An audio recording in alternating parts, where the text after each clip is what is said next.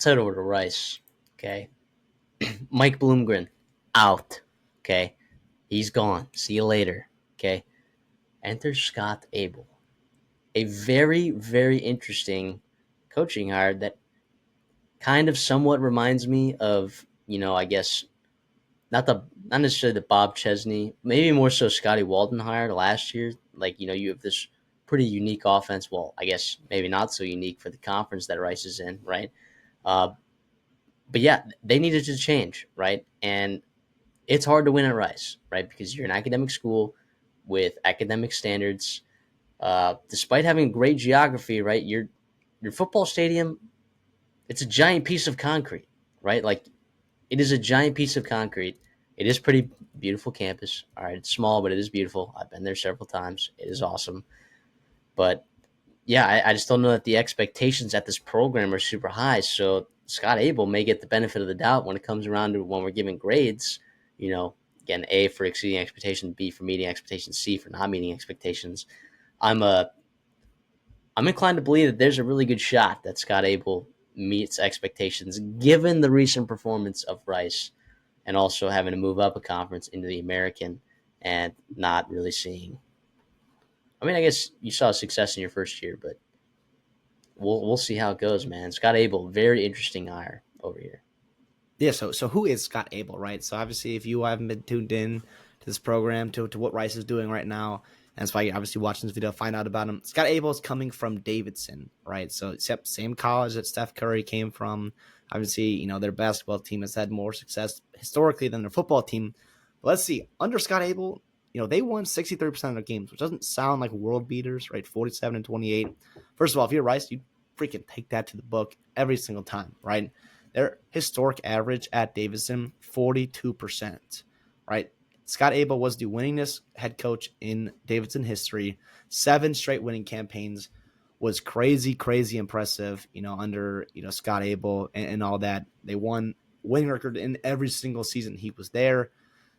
Very, very impressive. Obviously he's known, you mentioned the unique offense.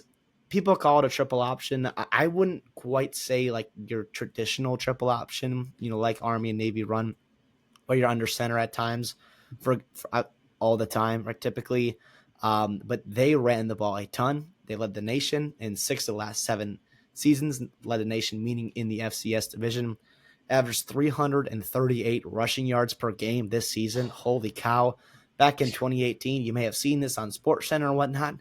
They set a D1 record with 789 yards on the ground in one game against the University of San Diego.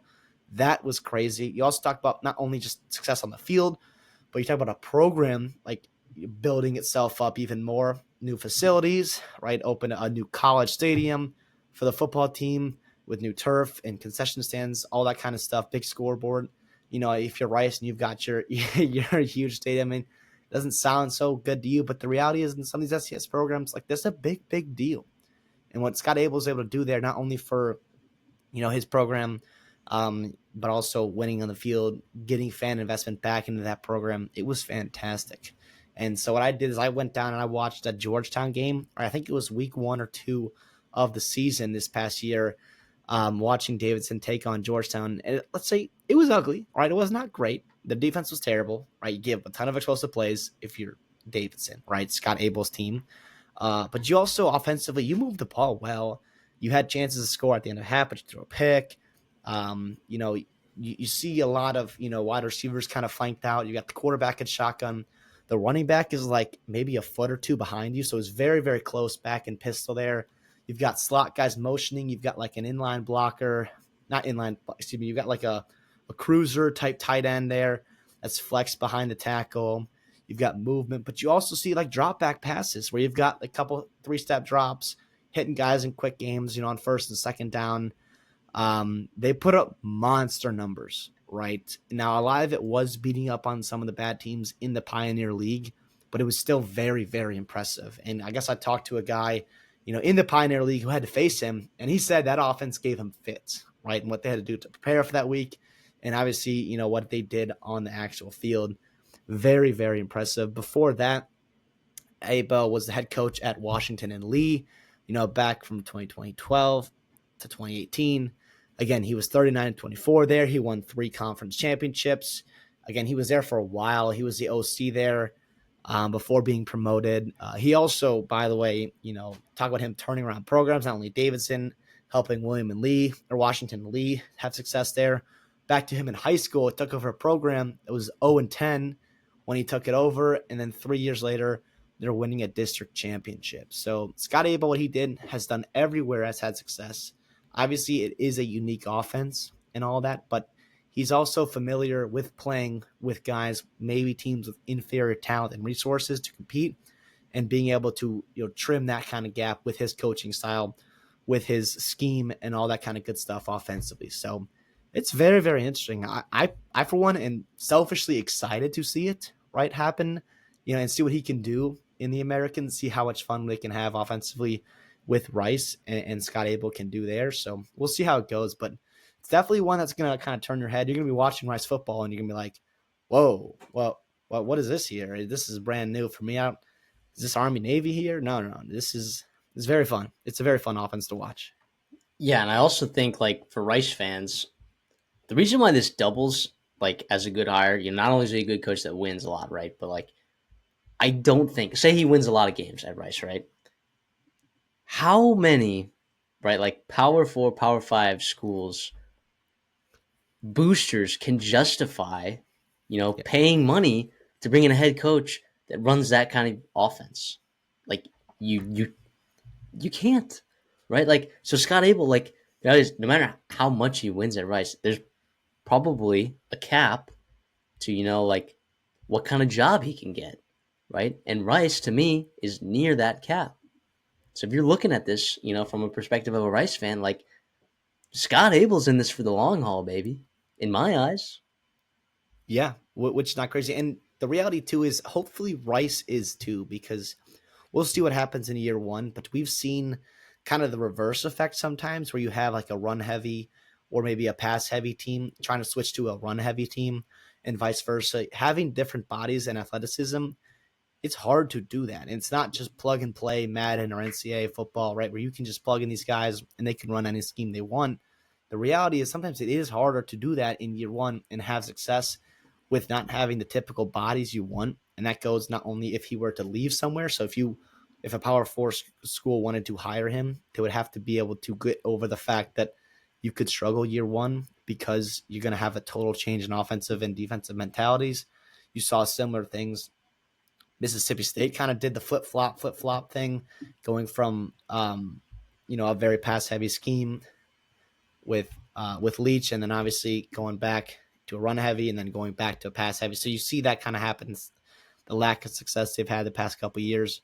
We'll see. I think it might get trimmed down just a little bit because of the defensive talent and more so lack thereof in the American, where you can see these teams and also the success that Army and Navy had running the triple option in their first couple of years in that conference, and what that can do the past couple of years. So we'll see. But you mentioned that's a great point you bring up where, yeah, it's almost a double whammy where if he had success, you're not too worried about him taking other jobs. It would have to be the perfect fit for him to go somewhere. And it sounds like Rice, if it makes it a good fit there, even better for them. Yeah, he's going to be getting. I mean, Mike Bloomgren made over 900K. Like I imagine, I don't know what the numbers are. I couldn't find them honestly. I imagine he gets paid over $1 million. I'm sure he's going to be happy with where he's at right now, given that this is a huge upgrade for him. Plus, he gets to live in Houston too, and again, that's a beautiful place down there. Obviously, you mentioned the talent and what the kind of hotbed is there, but how hard it has been for Rice to attract talent because of numerous factors. Not only just because it is talented, Rich, there doesn't mean everyone wants to go to Rice or stay home.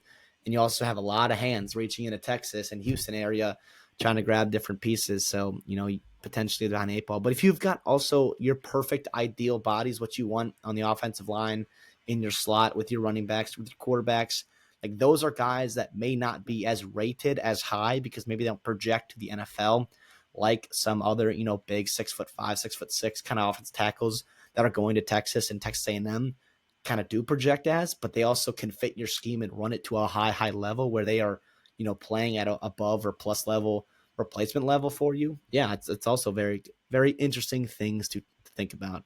and how he kind of develops his players, kind of roster retention you're seeing, player acquisition, all that kind of stuff. And that'll be interesting to see what him and his coaching staff kind of decide what they're going to be able to do with this 2024-2025 roster that Rice has right now. So what are we looking at from a coaching staff perspective? Like, is there a lot of turnover here? Is there a lot of bringing over from Davidson? Well, what's going on here? You've got a little mix and match, right? So you're mixing in some kind of new guys, right? But you're also, retaining a couple of old guys. I'll start with the retention there. Guys that were on the 2024 Rice staff. So it's going to start with defensive coordinator John Kay. He is promoted defensive coordinator. He's the LB coach for Rice past couple years. He's now the defensive coordinator and the LB coach. Kerry Cooks is your safeties coach. He was a defensive analyst at Rice. He was also at LSU for 2 years before that, and all the success they have had developing DBs and that kind of stuff is very nice to see. Lastly, third guy, also on the defensive side, also in the defensive backfield, Jeremy Modkins, the cornerback coach. He has had success with Rice, and they've had actually pretty solid DB play the past couple of years, despite some of their limitations under Mike Greenbloom. So again, that's not, or Bloom Green, excuse me, not Greenbloom. Bloom Green. So yeah, that's nice to see some continuity there, especially on the defense side of the ball, where Scott Abell, who's going to be having his hands full offensively, he can have that continuity with the old staff, the old coaches, and that chemistry there to kind of run things defensively while he focuses his whole attention on the offense side of the ball. Real quick to backtrack, finish up with the defense side of the ball while I'm here. The outside linebackers coach is also going to be the special teams coordinator. That's going to be Mark Hogan. He was on Abel's staff back at Davidson. He was also at Charlotte the past couple of years. And then Ty Warren is the D-line coach. He was coming over from Stephen F. Austin. He has, also coached with Jonathan Wilkins, who is the running back coach for you. So there's some connections kind of there. On the offensive side of the ball, a lot of these guys, because it's going to be that new offense, that triple option, whatever you want to call it, they're going to be familiar with Scott Abell and what he wants to do there. So the offensive coordinator / offensive line coach is going to be Vince Munich. He was the O-line coach at Davidson, as well as the run game coordinator. So he's obviously very familiar with those kind of keys and what they want to be doing there. Porter Abel is going to be the pass game coordinator and the quarterbacks coach. He was coming over from Davidson as well. And same as Austin Eisenhofer, he'll be the run game coordinator and inside receivers coach. He coached at Davidson for a while. He coached tight ends. He moved to slot receivers. So he's done a lot of things for this offense. He's very familiar with this offense because he ran it and he played for Scott Abell back at Washington and Lee from 2012 to 2014. He was a captain on that team as a running back / slot back for Scott Abell at his time there at Washington and Lee. So obviously familiarity there. Like I said, Jonathan Wilson is going to be the running backs coach, Brian Brown, outside receivers, and Wayne Lindbergh, tight end, as coach. So if you're a Rice fan, get used to some of that terminology where you have inside receivers, you've got outside receivers, you've got slot backs, running backs, tight ends, all those kind of things you want to be familiar with as a program to be able to kind of get this new offense and everything that'll be going into that. Yeah, a little bit different. I will say, it's a bummer that Dean Connors transferred. I think he would have done really well in the system. Now, okay, at Houston with Willie Fritz, he's going to be just fine. And honestly, they hired Scott Abell right early December, and Dean Connors, he didn't answer the transfer portal till after Christmas. So he had time to talk to Scott Abell, and I think he probably made the decision that he thought was best for himself. But from a roster perspective, it'll be interesting to see what Rice is able to put together next year. But we've been talking about, him and this staff, they win ball games and they overperform their talent and generally exceed expectations, which could maybe give you a hint to what I think about this hire. So, yeah, any other thoughts? To finish off that staff there, so Lou Carella is going to be the head strength and conditioning coach. He was at Charlotte the past couple of years. He's been a strength and conditioning coach for a long, long time now, almost 2 decades now. He was named a master strength and conditioning coach by the Collegiate Strength and Conditioning Associate, whatever that means, but it's obviously a pretty high title, as well as he was the strength coach of the year right? Back in 2018 under Buffalo, under Lance Leipold, right? So he's seen that and obviously had a lot of success there in the G5. Lance Leipold carried it over to Kansas. And then on the football ops side, right, we talked about this with some other programs and how important that this is more than ever, especially if you are going to be overhauling this roster potentially or trying to find fits for a lot of these guys that are maybe changing positions or changing how they play the football, their football position. So chief of staff is going to be Nick Decker. He was the director of football ops at Davidson. He was also at Charlotte doing director of football ops there. So obviously a lot of experience doing that, familiarity and continuity with Scott Abell, and maybe even one of the most important positions in coaching staffs, or these football staffs, if you want to call it, is general manager now in college football, and that's going to be Steven Jackson. He has a ton of familiarity with Abell. He played for him in high school, right, all the way back to there. He coached for him at Davidson, and now he's going to be his GM. Obviously, he knows exactly what Abell is looking for in his players, in retention, culture, all that kind of good stuff. You talk about alignment a lot in the NFL, right? With coach, GM, owner, all that kind of stuff. You're seeing a lot also being thrown around in college football as well. And to have that alignment with head football coach, with chief of staff, football ops, general manager, all those kinds of names and titles, that's very, very important now more than ever, potentially, with how important and how much else was thrown onto these people in these positions and how much they have to juggle, and not only just coaching a football team, but raising money, filling out a staff, NIL, making sure everyone's happy, agents, all that kind of stuff. It's a lot to deal with. And it sounds like Abell, even though he's making the jump to the FBS, he's going to have people around him that can help him out and doing that, maybe lighten the burden in year one, especially. Yeah, and this is Tommy McClelland, the AD. This is his first hire as a football coach, and he was tasked, being the brand new AD, of going to the American Conference, right? Yep. This hire is huge for Rice as a program and for his career, if you really think about it. Now, Rice, there's a lot more. Baseball's a big one, too. He's got to figure out how to right the ship there. But this is huge. And I think in a lot of people's eyes, people are going to see this as a risk, right? Because you just have this guy coming up from, Division III or Division I FCS. Let me tell you something, okay? How many coaches have we seen come up from the FCS level or Division II, whatever, and have immense success? Immense. Yep. All right, we talked about it last time when we were talking about Matt Ince, right? We talked about it with them.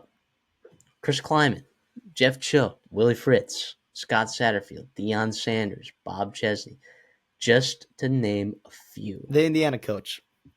Kirk Cignetti.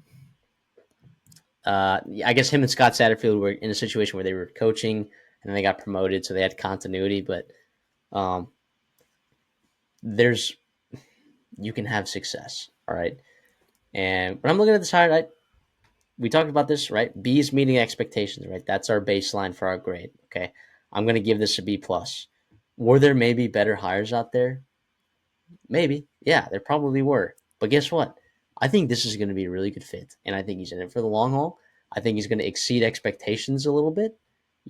That could mean literally that means bowl games. Yeah. That's literally what that means. That's what I think. And not finishing, bottom quarter of your conference in the American. I think competing in that middle 50%, right, and working your way up to a bowl game, working your way, up to, if Army and Navy, who, peace and love to Army and Navy, and obviously, have immense respect for those programs and those players, right, doing way more than I ever am going to do with their lives. But the reality is, like, if they're competing at a high level in the American, not that the expectation should be to win and appear in conference titles, but the reality is that is absolutely not out of the realm of possibilities to be competing, having success in the American. Yeah. So for that reason, I'm gonna give it a B+, man. I'm gonna give it a B+. I like it. Listen, I am high on this hire. I am, but I'm going to be a little bit lower. I'm going to be a B, which meaning he's meeting expectations, which means you should be happy as Rice fans for sure if he's able to do that and turn around, right the ship of this program. But I am worried about the potential of an a roster overhaul, right? And what that could mean for not roster overhaul, that's the wrong term, but just shifting philosophies so drastically on the offensive side of the ball and only having one offseason to do it. And obviously with the portal and more so at Rice than he had the opportunity to do it back in 2018 at Davidson before the portal was really a huge thing, right? But it gives you a chance to kind of do it a little bit quicker. But I do worry if you struggle early, right? Do you see, people kind of start bailing on this gimmicky, different offense, right? That would be my only concern. Some hesitation there. But the reality is he has succeeded everywhere he has been. I think he's going to succeed here, but I don't think it's some slam dunk, which is not why I'm putting it, in the A minus category. But I do think he's going to meet expectations. And honestly, you said there's probably bigger fish to hire, but the reality is this is a beautiful fit. I use the word fit. This is a fantastic fit, a marriage there between Rice and Scott Abell. I think is going to work out so well.